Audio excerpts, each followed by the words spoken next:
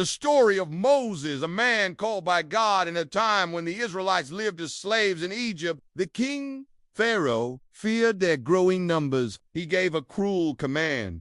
Every son who is born you shall cast into the Nile. But one Hebrew woman gave birth to a son, and seeing he was a fine child, she hid him for 3 months. When she could hide him no longer, she placed him in a basket among the reeds of the Nile. Pharaoh's daughter found the child and had compassion. She named him Moses, saying, "Because I drew him out of the water." One day, while tending his flock, he saw a strange sight, a bush that burned but was not consumed. As he approached, God called to him from the bush. Moses grew up in Pharaoh's palace, but he never forgot his people. One day, seeing an Egyptian beating a Hebrew slave, Moses struck the Egyptian and killed him. Fearing punishment, he fled to the land of Midian. "I have come down to deliver them." There, Moses became a shepherd. Moses. And Moses said, "Here I am." God said, "I have surely seen the affliction of my people who are in Egypt."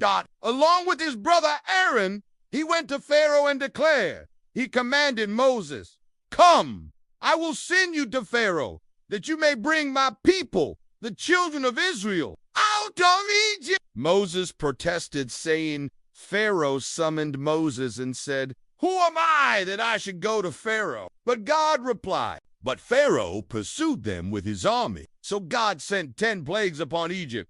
The water turned to blood, frogs covered the land, gnats, flies, disease, boils, hail, locusts, darkness, and finally the death of every firstborn. When the Egyptians followed, the waters returned and drowned them all. "I will be with you." After signs and reassurances from God, Moses returned to Egypt. "Thus says the Lord, the God of Israel, let my people go." But Pharaoh refused. Before the last plague, God instructed Moses to tell the Israelites to mark their doors with the blood of a lamb.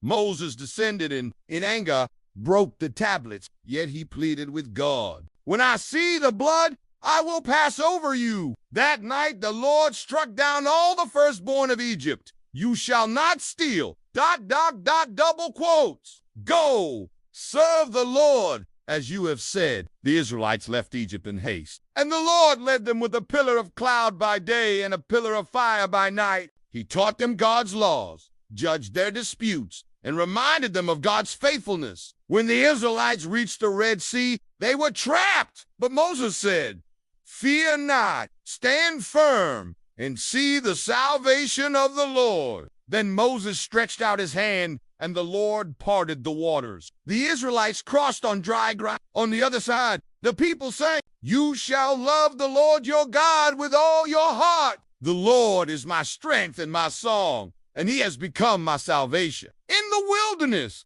God provided for his people manna from heaven, water from a rock, and victory over enemies. At Mount Sinai, God gave Moses the 10 Commandments written on stone tablet. "You shall have no other gods before me. You shall not make for yourself a carved image. Honor your father and your mother. You shall not murder." But while Moses was on the mountain, the people made a golden calf and worshipped it. "If you will forgive their sin, but if not, blot me out of your book." God forgave the people and gave Moses new tablets. He renewed his covenant and revealed his name. The Lord, a God merciful and gracious, slow to anger, and abounding in steadfast love. For 40 years, Moses led the people through the wilderness. In his final days, Moses gathered the people and said,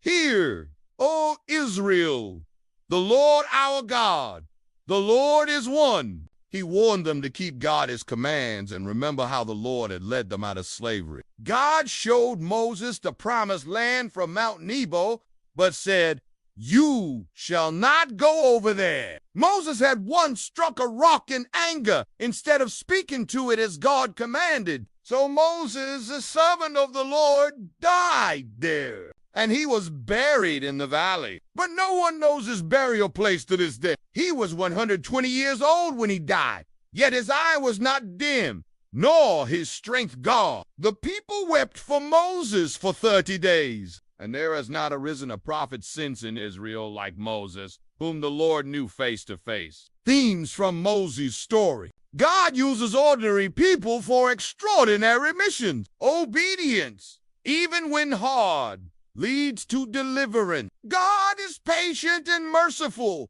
even when his people rebel. The law and covenant form the heart of God's relationship with his people.